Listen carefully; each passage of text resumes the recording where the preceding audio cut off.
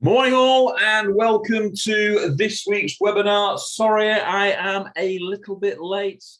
As always, the dreaded technical issues occurred, but they occurred and I've managed to cure them straight away. So hopefully we should have no problems all the way through. Today is a slightly different webinar than normal. Normally we have Paul, Dave and Heather, or accumulation of the three of the people joining us. But today they're all away. They're all away on doing different things. And I'm away this afternoon to Pontefract with a client. And so they challenged me to say, can you deliver a masterclass on running a 90-day sprint as you're the person that designs and develops most of our training material? So this is what we're going to run today, is a masterclass on running a 90-day sprint and why it is so important to run a 90-day sprint. As always, we start with some stats sometimes. And so today's going to be no different. So the stats we're looking at today is, do you realize that 40% of companies failed to meet their sales goals in 2021? Only a quarter of all sales emails actually get opened. Budget is the most common reason strong sales opportunities fail or fall apart. And the typical consultant spends 2.57 years in a job, but it takes them 4.7 months to actually hit that break-even point. So I think that's an important place, that's where we start, because most businesses think, and most businesses generally think, that their budget is their strategy.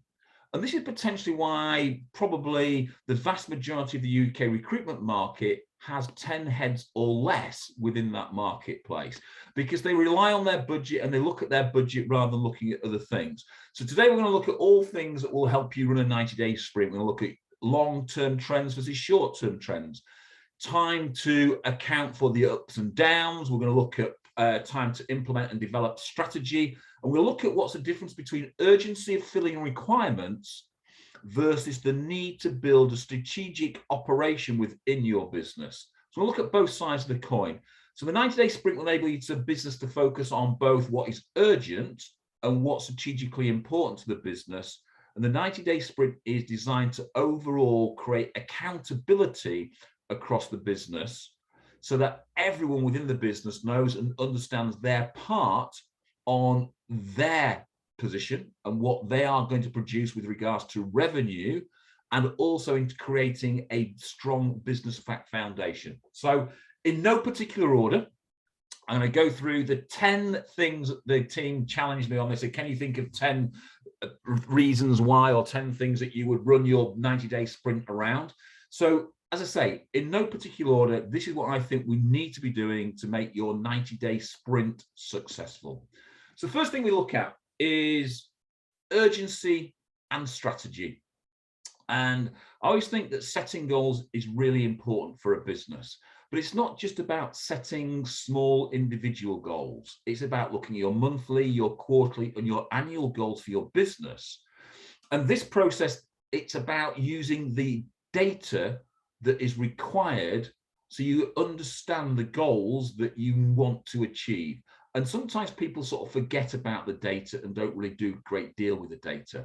But the business needs to know where it's starting from, and the business needs to know where it's heading to. But also, you need to understand how quickly you're going to get there, or if you're actually going to get there at all. And sometimes that's part of the strategy, to look at that. Actually, we think we're not going to get there. What are we going to do about that?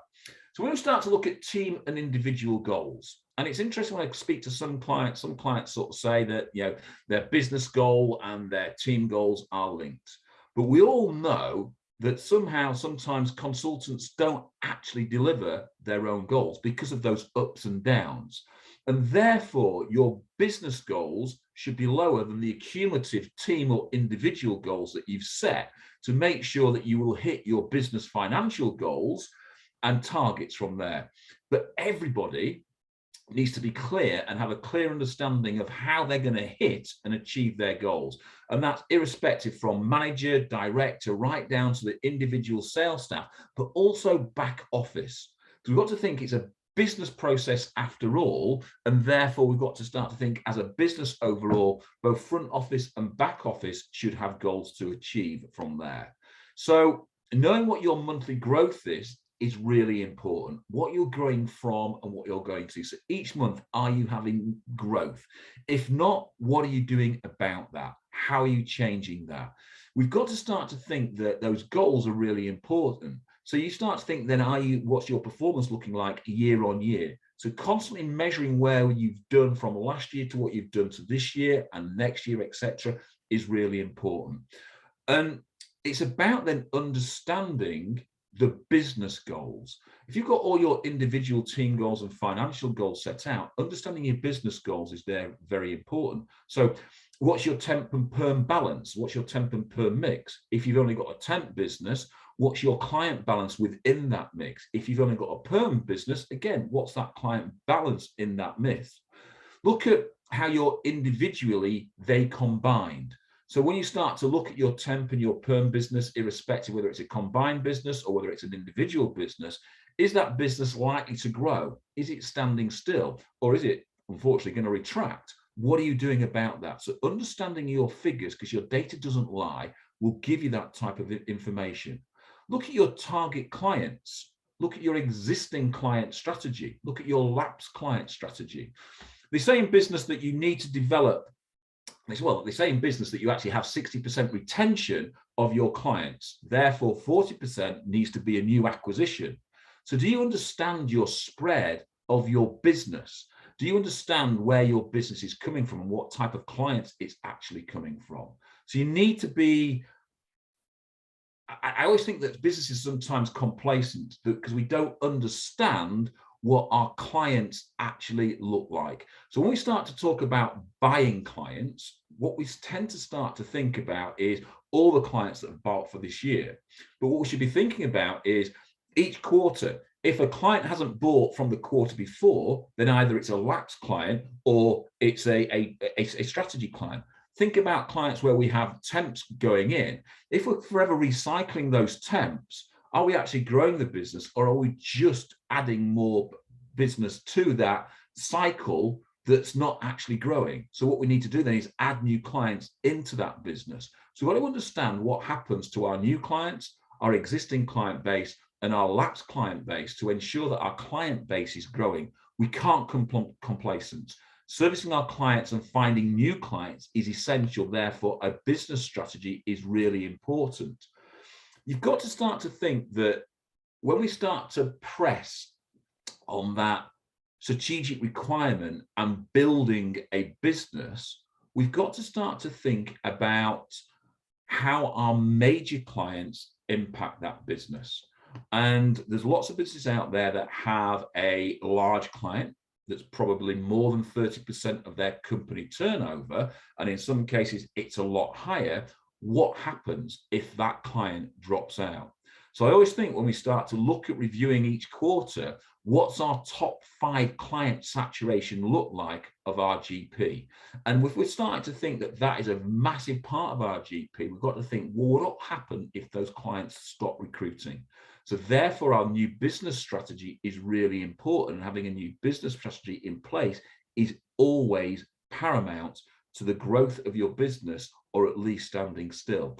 If we don't address our new business strategy, what tends to happen then is our business goes backwards, because we have clients that are coming in cycles, and we'll talk about this a little bit later on. And when they come in cycles, what we tend to do is we have peaks and troughs constantly. And having peaks and troughs constantly means that we can never really have sustained growth over a long period of time. So what we've got to start to look at is we've got to look at our business figures, because our data doesn't lie. Are we having month-on-month growth? Are we having year-on-year growth? When we look at our net profit to our percentage, so what gross profit drops to our net profit and what percentage fees are we billing, that makes sure that we've got a healthy business. So we start to look at what figures are dropping from our gross profit line to our net profit line or EBIT line. What I tend to never look at is our turnover, because turnover is really vanity, gross profit is sanity, and net profit is absolute reality. So if we start to look at those figures, we start to see, and what I like to see from a gross profit to a net profit, depending on your size of the business, is anywhere from 20% to potentially 50% on the size of your business, dropping from one line to another. So it shows you've got a healthy business. So therefore, looking at your percentage margin and fees will tell you whether or not you've got a healthy business. So when you start to look in those top 5 clients, are those top 5 clients then a large percentage of your gross profit? Because if they are, then you've got to start to think about adding new clients in to reduce your overall reliance on those clients. So it's working hard on that and having that as part of your strategy.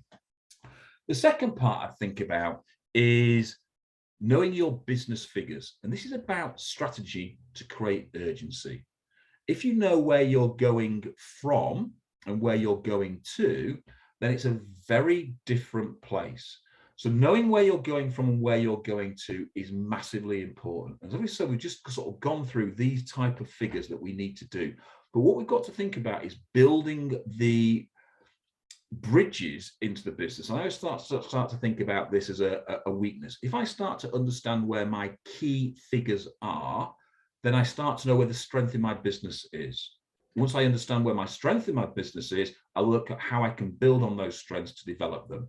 The next thing is, what are the weaknesses that I need to bridge? So I always think about the gaps in my business, because I can always bridge a gap, and how I can turn those into strength, because that's potentially where you're losing most money. So understanding these figures are really important, and how we drive those figures into the business. Then I start to think about the consultant's performance. And this is where that was strategy to create urgency.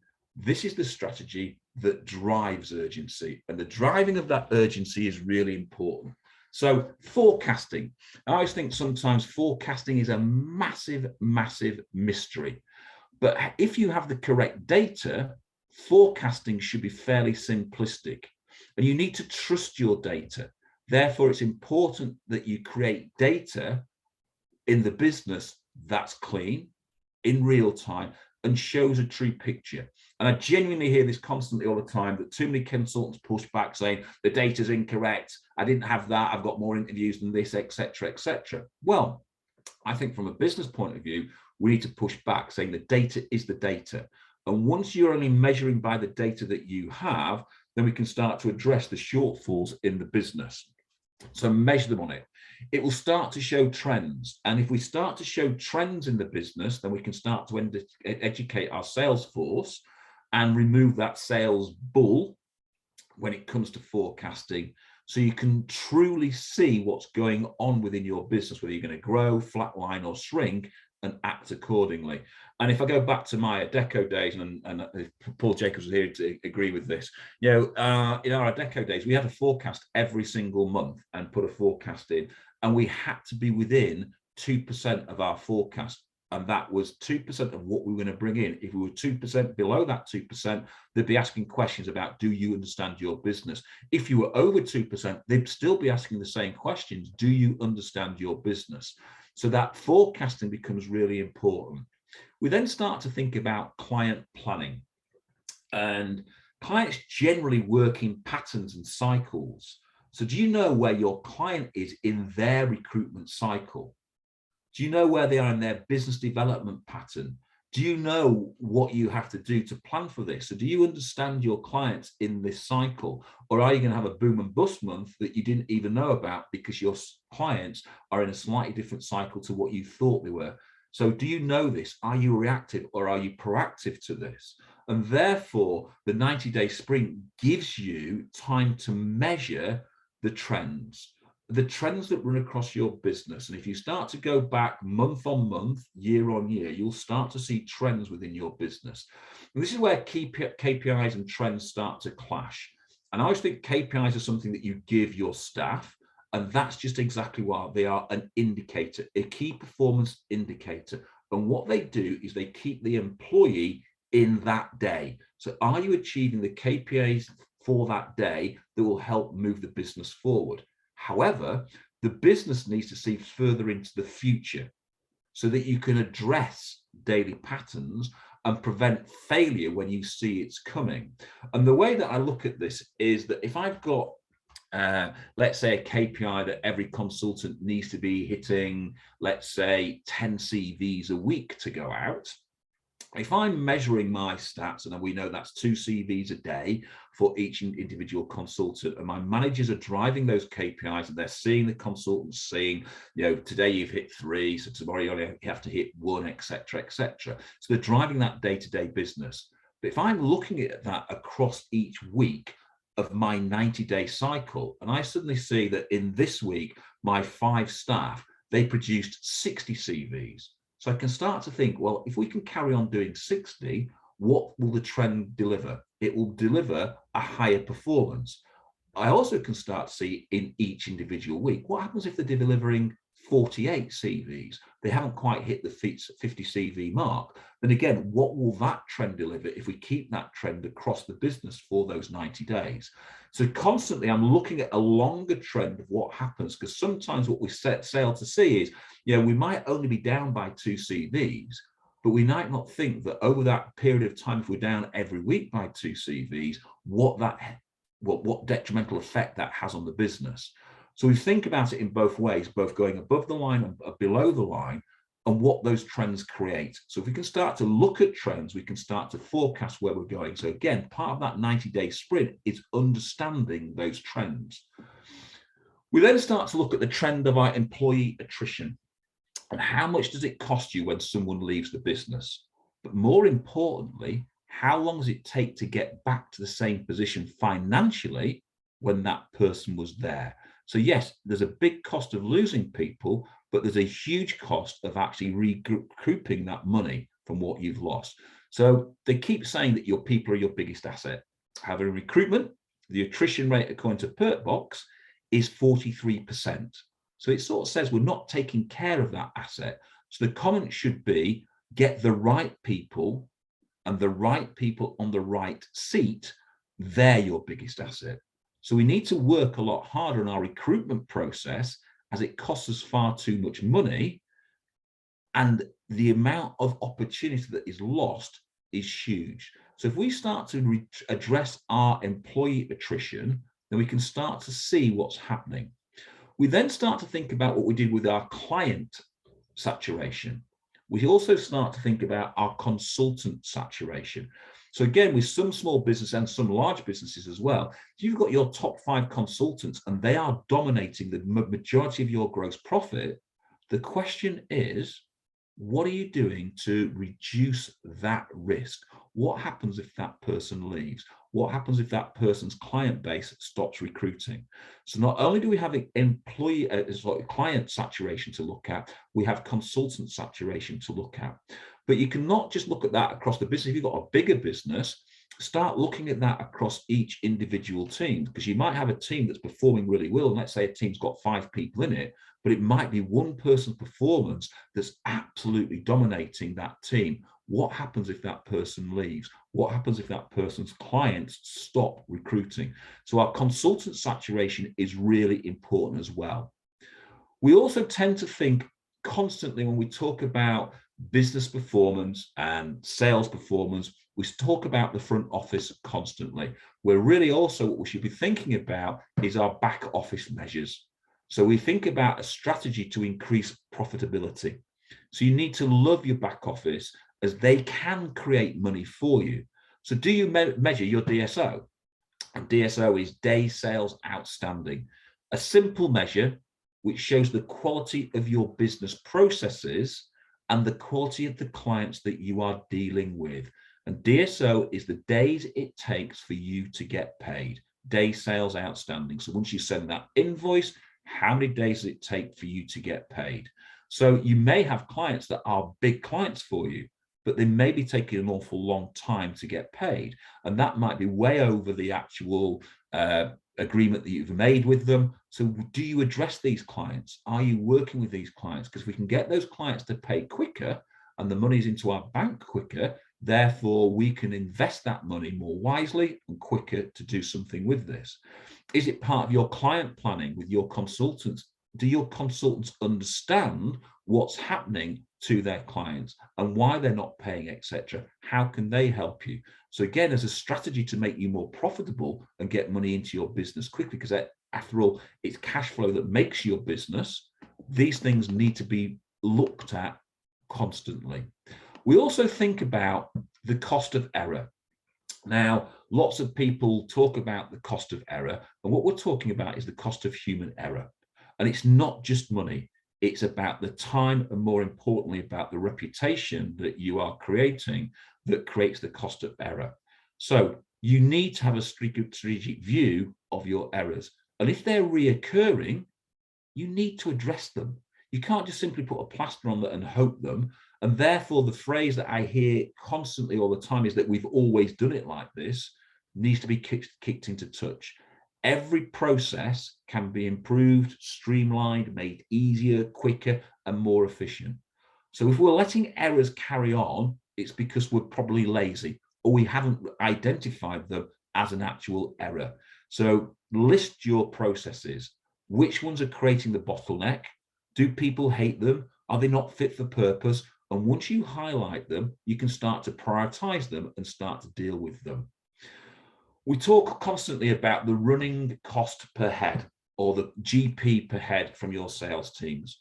However, we also need to incorporate now the back office into that to see if they're adding or detracting to the financial performance of the business. Yes, we know back office is a cost, so therefore we know that our GP per head per salesperson, once we put our GP per head for the total business, that will drop. But it's how much does it drop by? So are we running a good business? Is our back office understaffed? Is it overstaffed? Are your systems costing you business, time, effort, anxiety, and money? So we need to understand that. As a business, we should know what our business break even is. And if your business is breaking even, brilliant. But what we can also start to do then is start to look at the individual people within our business, our individual teams in our business, our individual divisions in their business. Are they breaking even? We should be starting to look at how we can get the growth out of our business, what's going on within that business. But if we can't control the costs because we don't know where the costs are going, then it says that we're not controlling our business. So you can control the cost by increasing productivity and performance, and costs will reduce if we do the right things. So we've got to start to look at the processes that we're putting into place. We've got to look at the process that we have in place and be process proud but never satisfied, and always building. So constantly reviewing your back office performance can make your back office more efficient, which means that your business will become more profitable. You're taking a profit from both sides of the coin, from the sales side and from the operational side from the coin as it moves over. Strategy to improve the quality and quantity of your urgency is all about training and development. And we've talked an awful lot about training and development. Looking at your sales teams, what are the issues that your sales teams are having? Are we training on them? Looking at what we are really good at, are we developing those further? How often do we hear people talk about systems and systems not being right for the business? Well, again, we've got to start to think about, are we training people to use our systems properly? Are we training them to develop our systems properly? We've got to think about our back office, because quite often our back office is neglected when it comes to training. So therefore, we've got to think about what we're doing with our back office to train our back office to become more nimble, to become more efficient, to become more driven within the business. And the biggest area I think that lacks training is the training of our management teams. Our management teams to deliver the training that they need or people need to move forward. So we've got to start to think. Business process reviews are really important. And this is strategy to make the business run smoother and run faster. So we're looking at developing efficiency. Is automation working? Is your CRM working? Are your financial systems working? So all systems need reviewing quarterly. Are you getting the best performance out of them? And I keep hearing, I don't know how to use the system. I hate the system. It's rubbish. And phrase such as it takes too long, it doesn't work, etc. And yet we keep blaming the people, not the system. So we need to look at the system. We need to look at the systems providers. Have we trained them? Have we given them enough opportunity to understand them? Have we actually spent enough time looking at that system to make sure it's fit for purpose? I start to think of things like the CRM. which lots of people complain about. So is it fit for purpose? And the more we review our systems, the more we see that the potential that we can get from them, but also the problems that we're having. So we need to review them more often to make sure we're constantly improving processes within those systems. So look at your investment and then look in the mirror. As you can sometimes say, it is you that's probably burying your head in the sand because you're saying, well, I bought that system, I'm going to use it, etc. And people should be using it, but people potentially don't know how to use it. So listen to what people are moaning about. Don't let the money trickle through your fingers and start to address the problems. You don't have to address them all at once, but if you've got a list of what those problems are and you address the most critical problems in that first 90-day sprint and only address one problem at a time, once people start to see that you are addressing their problems, they start to feel the worth and they start to see that you're developing efficiencies which will help them become more successful at their job. So we've got to start to think then that what is critical to the business? And this is a strategy to help retain people and improve the business processes, improve the business EVP, and obviously improve the business performance. So think, what is critical to the people? And this might be anything. It might be training, it might be communication of the strategy, it might be setting realistic goals, it might be trusting the management team and their strategy. Whatever is critical to the people to make the people perform better is something that we should be looking to address. But then we also should be looking at what we should be addressing that is critical to the business. So are we recruiting the right people? Are we creating a sales process that's flexible? Are we using our data and analyzing it where our results come from so we can focus on the key metrics that make our business perform? Are we giving feedback daily, weekly, monthly, quarterly, spoken, written, formal, informal, one-to-one groups? Are we giving feedback?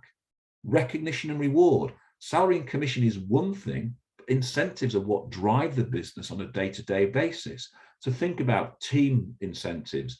Think about incentives that might be mission focused. Think about incentives that might be performance enhancers, behavioral trainers, changes. But these are all about communication. So think about what's critical to your business is really important when we start to go through this strategy, because thinking about what can change your business and help your business provide more opportunity to your people are things that will start to grow your business. So it's sometimes something that we forget, what is critical to the business. And it's these things that we should start to address. And it could be part of the process that we start to get, more in depth with and then start to work. We then start to think about the vision and purpose of the business. I always think a strategy to make everyone in the business feel and see success and see how they are creating it and what their input is to help grow the business means that people feel part of the business. And once people feel part of something and they can see their input into something, then guess what? It starts to increase retention in the business. It starts to increase performance within the business. So each quarter we should be looking or should have a separate strategy that takes individual parts of your process, vision and strategy, and look at how we can do that. And this is where I'll be putting into a quarterly incentive into place to help drive the business forward and improve our delivery overall. So every single quarter, I would have a slightly different purpose to the business, a slightly different vision, and a slightly different strategy. So this helps motivate, it challenges, and it helps build your business. It creates business excellence. It helps to drive and train and develop people within your business. And as I said, it creates loyalty and it creates trust, and it will help improve your employee retention. It's about keeping things fresh. It's about not becoming boring and staid. And sometimes when we start to set incentives and we start to set a purpose, overall purpose of the business, the value of the business, after a while, it just becomes a white noise. It just becomes a drone in the business. So if every quarter was slightly taking a different view of that and a different aspect of that, then it starts to refresh the business and keeps things, or stops things from becoming stale. So for example, purpose. If your client journey, say, needs improving, then that should be the company purpose for that quarter. How would you incentivize your people to improve your client's journey? So if the vision of the business could be to spread the corporate message to more clients and candidates. So therefore, what are we doing from a marketing point of view? What are we doing from an individual point of view and from a business point of view when we're putting that marketing out there to get our vision out there? And our strategy could be anything. It could be about how to improve the business. So a strategy might be having a look at our CRM. What's the 3 critical things in our CRM that's stopping the business performing? And if you were listening to what our people are saying, we can then start to review those things overall. So our vision of our business, that vision, purpose, strategy becomes really important. And we can start to measure our business by that and see that. And as I said, it stops our business becoming boring and it stops our business becoming staid because we're saying the same things. Attacking the same problem, but from multiple different angles over a period of time, creates a more rounded view of that problem and therefore gives you a far better solution to that problem. It also makes you look at what makes your business strong. And once we understand what strengths we have within the business and we start to develop those strengths and add to those strengths, then it starts to help the business grow. And again, it's all about retention and development of the people within the business. The big thing that people are sort of moving to now, which drives urgency and needs to be part of our strategy, is marketing. And marketing comes in numerous different ways. There's incoming. So is your marketing driving incoming traffic to you? And does our outgoing marketing create more than just likes, followers, and views on our social media platforms? Both ingoing and outgoing marketing should be all about generating money for the business. So you should be able to measure and show your return on investment for your marketing. It is now such a really big part of recruitment is marketing, that the strategy needs refining quarterly. What are you focusing on? Why are you focusing on that? Some marketing we know is trial and error, but some marketing is more precise. Measuring the efforts of your outgoing and incoming marketing will start to give you an understanding of what's working and what's not working and what you need to keep building on to create return on investment. One of the big things that we talk about from marketing is, we spend an awful lot of time marketing to clients and spend very little time marketing to candidates. We only market to a candidate when we have a job on. But if we change that marketing to candidates, when we're just generically marketing to clients, could we give the same information to candidates, but in a slightly different way, then all of a sudden it's very different. As I say, marketing isn't just about growing followers. It's about taking those followers and turning those followers into clients. And that's when we start to see an improvement in our marketing. And marketing needs to be consistently looked at to improve. And that leads us to a 10th one, which is probably the biggest one that we need to sort of look at from an owner's point of view. And that is your mission, your vision, and your values. It's your why. I talk about client journey, I talk about candidate journey, I talk about supplier's journey, and I talk about employee's journey. These are all remits that are in your hands. And therefore, what's your input into these?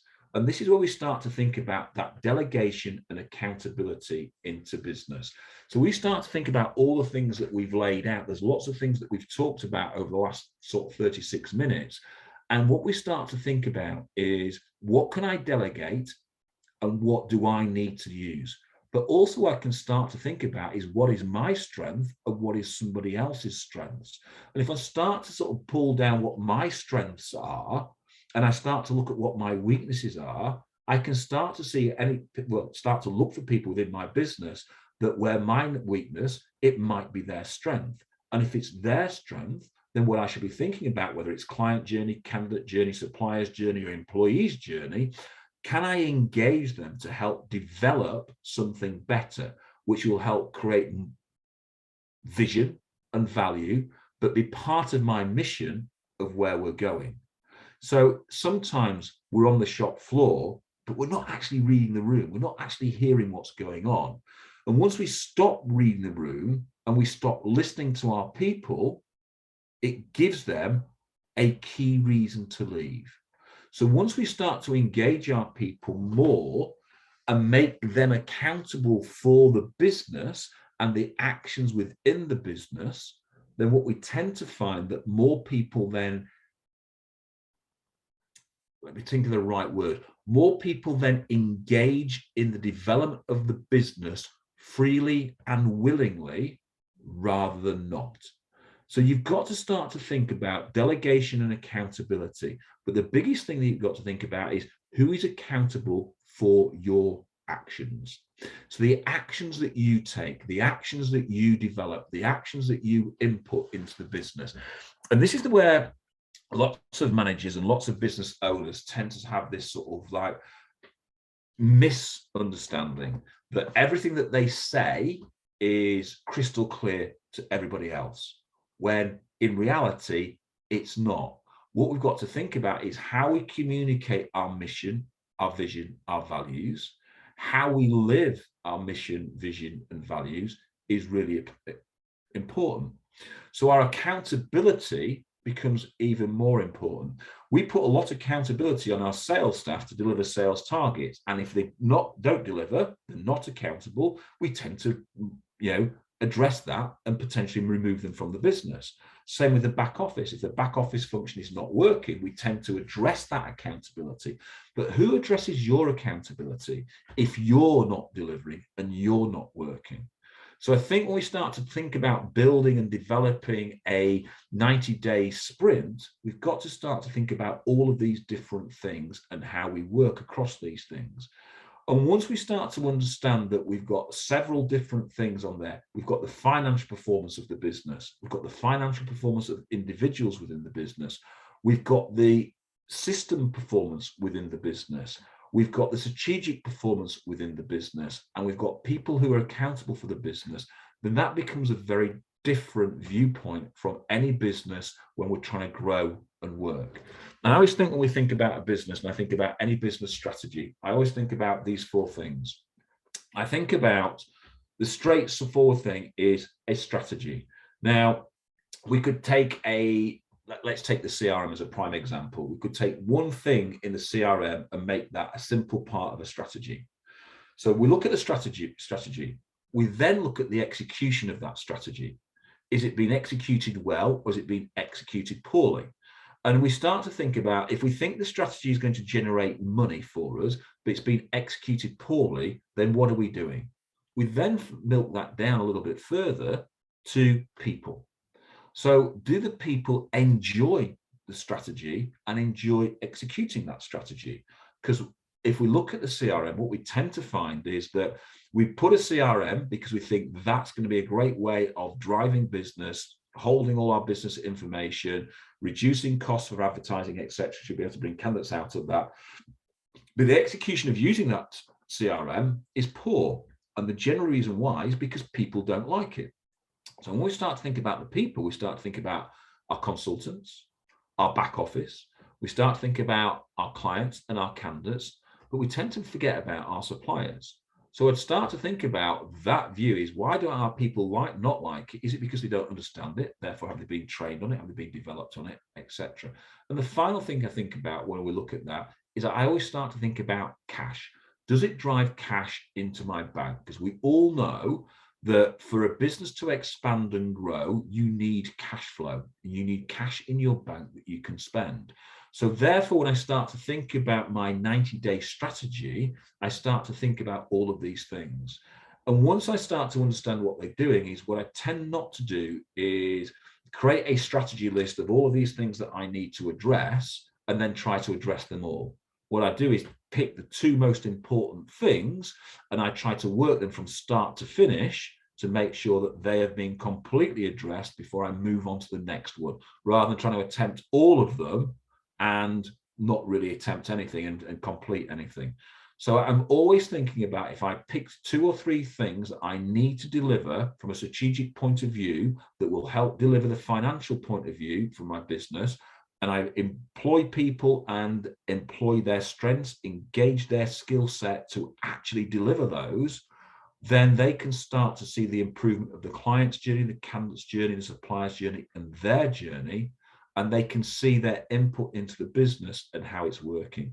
And that's you making them accountable. But the question will still come back to you, is who's accountable for your actions. So if you're not delivering these type of things and you're not creating this type of opportunity for people, then you've got to look in the mirror and you've got to start to think, how can I change that? What can I do to increase my accountability?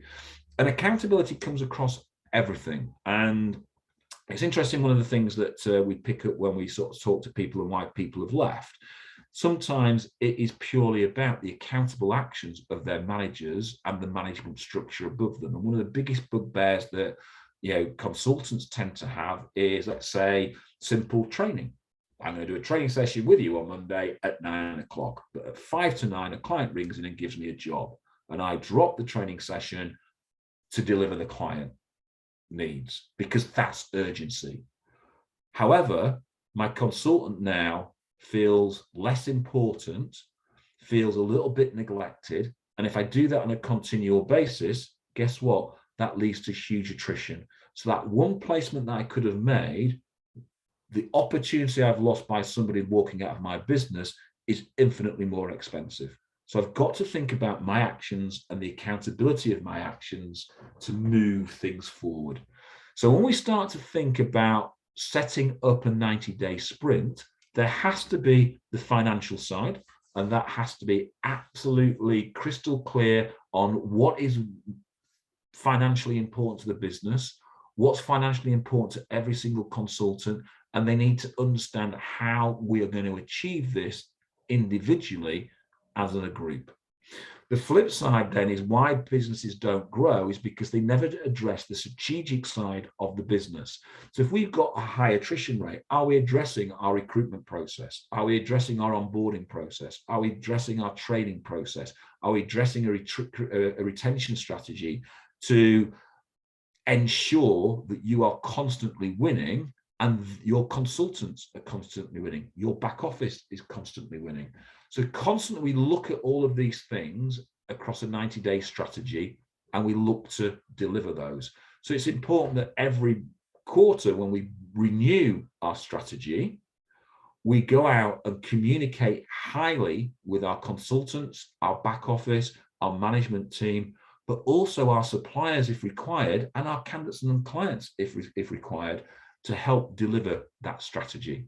It's not just about hitting figures. If you want to just hit figures, that's fine. But the reason why most businesses in the UK have 10 heads and less is because they neglect the strategic side of their business. And if you can mold them both together and create teams that can deliver, then it means that you've got more headspace to think about other things other than just that 90-day strategy and deliver your business. So that's a very quick overview. 45 minutes goes very, very quickly. This is what we tend to try and do with lots of our clients. It's hard to govern, it's hard to implement, and it's hard to run. So if you've got any questions on that, really, really honestly, drop me a line or ask me a question now. All these slides will be live on the website at some point today or early tomorrow morning. Because I say I'm with a client all afternoon, so either late this evening I get them on or early tomorrow morning.